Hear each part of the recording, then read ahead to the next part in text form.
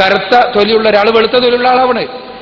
ആ വ്യത്യാസം കുറച്ച് പോയാൽ ഈ തൊലി പിന്നെ എന്തുണ്ടാകാം? രോമാവൃതമായിക്കൂടെ, വാലുണ്ടായിക്കൂടെ, അല്ല ഉണ്ടാകാം. ഇങ്ങനെ കുറേശ്ശെ പറഞ്ഞാൽ എല്ലാം ഓരോ ജീനുകളിലുള്ള മാറ്റാണല്ലോ. ആ ജീനുകളിലുള്ള മാറ്റം ഇങ്ങനെ വിശദീകരിച്ചാൽ എല്ലാം ഉണ്ടാകാൻ ചിലപ്പോൾ സ്ഥാപിക്കാൻ പറ്റും. ഒരു ഉദാഹരണം പറഞ്ഞുതരാണ്. ഒരു സ്കൂളിൽ ഒരു കുട്ടി ലോങ് ജമ്പിന് ചേർന്നു. സുഹൃത്ത് 11ാണല്ലോ, അപ്പോൾ സ്കൂളിലെ ഉദാഹരണം തന്നെ ആവട്ടെ. ലോങ് ജമ്പിന് ചേർന്നു. ഇപ്പൊ ചേർന്ന് ആദ്യത്തെ മാസം പിന്നെ കോമ്പറ്റീഷൻ നടക്കുന്നതിന് ഫസ്റ്റ് അദ്ദേഹം കുറെ പ്രാക്ടീസ് ചെയ്യാൻ തീരുമാനിച്ചു. അപ്പൊ ആദ്യത്തെ ദിവസം അദ്ദേഹം ചാടി നോക്കിയപ്പോ ഒരു 2 മീറ്റർ കഷ്ടി ദൂരത്തെത്തുന്നുണ്ട്. അങ്ങനെ അദ്ദേഹം 3 മാസം തുടർച്ചയായി പ്രാക്ടീസ് ചെയ്തപ്പോൾ 5 മീറ്റർ ദൂരം എത്താൻ കഴിഞ്ഞു, ചാടാൻ കഴിഞ്ഞു. അപ്പൊ 3 മാസത്തെ പ്രാക്ടീസ് കൊണ്ട് അദ്ദേഹം എത്ര കൂട്ടി ദൂരം? 3 മീറ്റർ കൂട്ടാൻ കഴിഞ്ഞു, അല്ലെ? 3 മാസത്തെ പ്രാക്ടീസ് കൊണ്ട് 3 മീറ്റർ ദൂരം കൂട്ടാൻ കഴിഞ്ഞു. 3 മാസത്തെ പ്രാക്ടീസ് കൊണ്ടാണ് ഇത് കഴിഞ്ഞത്. അപ്പൊ കണക്കൂട്ടാണ് അയാള്. 30 മാസം പ്രാക്ടീസ് ചെയ്താൽ 3 മാസം കൊണ്ട് 3 മീറ്റർ ദൂരം കൂട്ടാൻ പറ്റിയാൽ 30 മാസം പ്രാക്ടീസ് ചെയ്താൽ 30 മീറ്റർ ദൂരം കൂട്ടാം.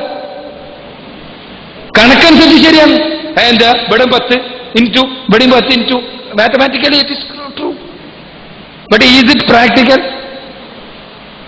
പ്രാക്ടിക്കലാണോ? അല്ലല്ലോ. 33 മീറ്റർ ഒരാൾക്ക് ചാടാൻ കഴിയോ? ഇല്ലല്ലോ. എന്തുകൊണ്ടല്ലാത്തത്? ചാട്ടം ഇനി എത്ര പ്രാക്ടീസ് ചെയ്താൽ ആ ചാട്ടത്തിന് ഒരു പരിധി ഉണ്ട്, അല്ലേ?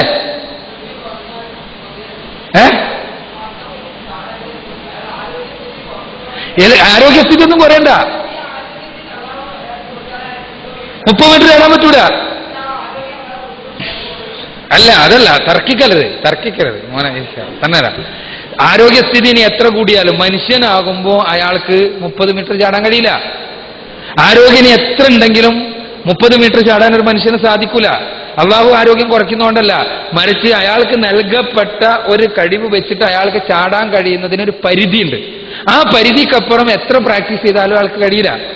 ഇതേപോലെ തന്നെ എവല്യൂഷന്, മൈക്രോ എവല്യൂഷൻ എന്നുള്ളത് സ്പീഷീസിനകത്ത് നടക്കുന്ന മാറ്റാണ്. ആ സ്പീഷീസിന് പുറത്തേക്ക് ചാടാൻ ഈ എവല്യൂഷൻ കൊണ്ട് സാധ്യമല്ല, മ്യൂട്ടേഷൻ കൊണ്ട് സാധ്യമല്ല. അതാണ് ഇപ്പൊ ഞാൻ പറഞ്ഞത്. മനസ്സിലായില്ലേ? അങ്ങനെ ഒരു പുതിയ സ്പീഷീസ് ഉണ്ടായതായിട്ട് ഒരാൾക്കും തെളിയിക്കാനും സാധിച്ചിട്ടില്ല ഇതുവരെ. ഒരു പുതിയ സ്പീഷീസ് ഉണ്ടായതായിട്ട്. അതേസമയം സ്പീഷീസിനുള്ളിൽ മാറ്റം ഉണ്ടാകുന്നുണ്ട്. ആ മാറ്റം സ്വാഭാവികമാണ് തന്നെ. ഇനി പ്രധാനപ്പെട്ട വേറൊരു എവിഡൻസ് എന്താ? പാലിയന്റോളജിക്കൽ എവിഡൻസസ് ആണ്. ഫോസിൽ എവിഡൻസ് എന്താണ്? ഒരു ഏകകോശ ജീവിന്റെ മുതൽക്ക് മനുഷ്യന് വരെയുള്ള അതിന്റെ ഫോസിൽസ് ഇങ്ങനെ കിട്ടിയിട്ടുണ്ട്. അതിങ്ങനെ നിരത്തി വെച്ചാൽ ഏകദേശം ഒരു സീക്വൻസ് ഉണ്ട് എന്നുള്ളതാണ്, അല്ലെ? ഒരു സീക്വൻസ് ഉണ്ട്. എന്താ? ചെറുത്, പിന്നെ വലുത്, പിന്നെ അതിന്റെ വലുത്, പിന്നെ അതിന്റെ വലുത്, പിന്നെ അതിന്റെ വലുത്, പിന്നെ അതിന്റെ വലുത്. അതിന്റെ അടിസ്ഥാനത്തിൽ ഒരു എവല്യൂഷൻ ട്രീ ഉണ്ടാക്കിയിട്ടുണ്ട്. പരിണാമ വൃക്ഷം പലയിടത്തേക്കും പോകുന്ന ടൈപ്പ്, അല്ലെ? ഇതാണ് നമ്മൾക്ക് പഠിപ്പിച്ചു തരാറുള്ളത്. എന്നാൽ ഇത് എത്രത്തോളം അബ്സേർഡ് ആണ് നോക്കുക നിങ്ങൾ, എത്രത്തോളം ബേസ്ലെസ് ആണ് നോക്കുക. ഈ പാലിയന്റോളജിക്കൽ എവിഡൻസസ് എന്ന് പറയുന്നതന്നെ ബേസ്ലെസ് ആണ്. ഞാനൊരു ഉദാഹരണം പറയാം. ഇപ്പൊ ഭൂമി ഒന്നിച്ച് ഒരു ഷൂമാക്കർ ലെവിയെ പോലുള്ള ഒരു സാധനം വന്ന് ഇടിച്ച് നശിച്ചു എന്ന് വിചാരിച്ചു. ഭൂമി ഒന്നിച്ച് നശിച്ചുപോയി. ഇപ്പൊ ഭൂമിയിൽ ജീവജാലങ്ങളൊന്നുമില്ല. അങ്ങനെ കുറെ കാലം കഴിഞ്ഞതിന് ശേഷം വേറെ ഏതോ ഒരു ഗ്രഹത്തിലുള്ള ജീവികൾ, ബുദ്ധിജീവികൾ ഭൂമിയിൽ വന്നിറങ്ങി. അവര് ഗവേഷണം നടത്തുകയാണ്. ഭൂമിയിലുണ്ടായിരുന്ന വാഹനങ്ങളെ കുറിച്ചാണ് അവരുടെ ഗവേഷണം. അവർ എക്സ്കവേഷൻസ് നടത്തി അവരുടെ പാലിയന്റോളജിയിൽ അവർക്ക് കുറെ വാഹനങ്ങളുടെ അവശിഷ്ടങ്ങൾ കിട്ടി. 1 ചക്രമുള്ള സൈക്കിൾ കിട്ടി, 2 ചക്രമുള്ള സൈക്കിൾ കിട്ടി, സൈക്കിൾ റിക്ഷ കിട്ടി, ഓട്ടോറിക്ഷ കിട്ടി, ലൂന മുതൽക്ക് 650, 850 വരെയുള്ള മോട്ടോർ ബൈക്കുകൾ കിട്ടി. പിന്നെ കാറുകൾ കിട്ടി, പലതരം കാറുകളുടെ ഇത് കിട്ടി, ബസ്സുകൾ കിട്ടി, കപ്പല്, എയറോപ്ലെയിന്, അങ്ങനെ പലതും കിട്ടി. ഇതെല്ലാം അങ്ങനെ നിരത്തി വെച്ചു അവര്. എന്നിട്ടൊരു പരിണാമ കഥ അവർ പറഞ്ഞുണ്ടാക്കാന്ന് വിചാരിക്കുക. എങ്ങനെയാ? 1 ചക്രമുള്ള സൈക്കിൾ അങ്ങനെ പോകുന്നതിനിടക്ക് ഒരുപാട് തവണ വീണപ്പോ ആ സൈക്കിൾ പോരാന്ന് വന്നപ്പോ കുറെ കഴിഞ്ഞപ്പോ 2 ചക്രമുള്ള സൈക്കിൾ ഉണ്ടായി. ആ 2 ചക്രമുള്ള സൈക്കിൾ ഇങ്ങനെ പോകവേ കയറ്റം കയറേണ്ടി വന്നപ്പോ അത് ലൂനയായി. കൂടുതൽ വലിയ കയറ്റമുണ്ടായപ്പോൾ ഹീറോ ഹോണ്ടയായി, ബുള്ളറ്റായി, അങ്ങനെ അങ്ങനെ അങ്ങനെ പോയി 850 വരെയായി. അതൊരു പരിണാമ വൃക്ഷം. ഇത് തന്നെ ഇങ്ങനെ പോയി കൂടുതൽ ആളുകൾ കയറേണ്ടി വന്നപ്പോൾ ഓട്ടോറിക്ഷയായി, സൈക്കിൾ റിക്ഷയായി, അത് ഓട്ടോറിക്ഷയായി, അങ്ങനെ ഒരു പരിണാമ വൃക്ഷം. അത് തന്നെ കാറായി. കാറ് മാറി അതിൽ പല പല ജാതിയായി കാറ്. മൾട്ടി MPV എല്ലാം ആയി, അങ്ങനെ പോയി. കൂടുതൽ ആളുകൾ കയറേണ്ടി വന്നപ്പോൾ അത് ബസ്സായി. ബസ് ഇങ്ങനെ പോകവേ ഒരു സമുദ്രത്തിന്റെ മുന്നിലെത്തിയപ്പോൾ ആ പരിണാമവൃക്ഷം രണ്ടായി പിരിഞ്ഞിട്ട് ഒന്ന് എയറോപ്ലെയിനായി ആകാശത്തു കൂടി, ഒന്ന് കപ്പലായി വെള്ളത്തു കൂടിയും പോയി എന്ന് പറഞ്ഞാൽ പാലിയോntological എവിഡൻസസ് ഇതിന് മുഴുവനുണ്ട്. No missing links. എല്ലാറ്റിനും മിസ്സിംഗ് ലിങ്ക്സ് എല്ലാനും വളരെ കൃത്യമായി എല്ലാറ്റിനും തെളിവുണ്ട്. അവർ ചോദിക്കാൻ എന്താ ഒരു ചക്രമുള്ളതെന്ന് 2 ചക്രം ഉണ്ടായിക്കൂടെ? ഉണ്ടാകും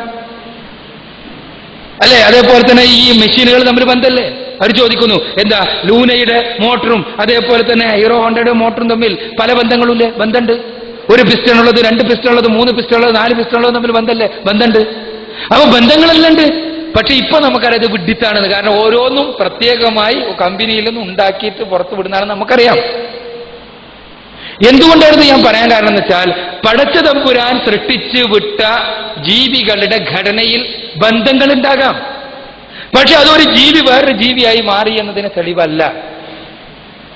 ഒരിക്കലും ജീവപരിണാമം അതേപോലെ ഒരു സ്പീഷീസിൽ നിന്ന് വേറൊരു സ്പീഷീസായി മാറും എന്ന് തെളിയിക്കാൻ പരിണാമവാദികൾക്കൊന്നും കഴിഞ്ഞിട്ടില്ല.